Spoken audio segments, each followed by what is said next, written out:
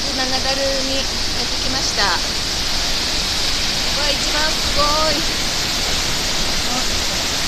すごい滝です。でももっと怖いのは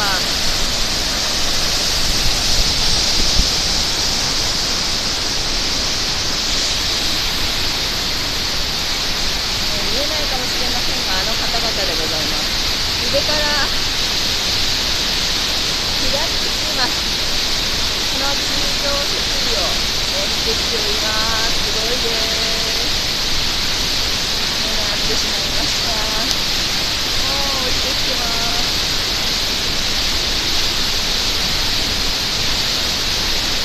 すごいですね。この方々は一般の人なんでしょうか。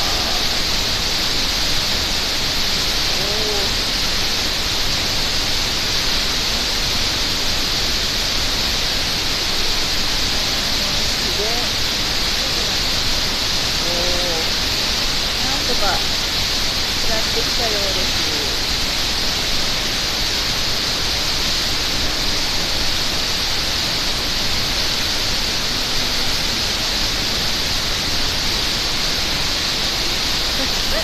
上にも2人ぐらいいます。あんまり見てると悪い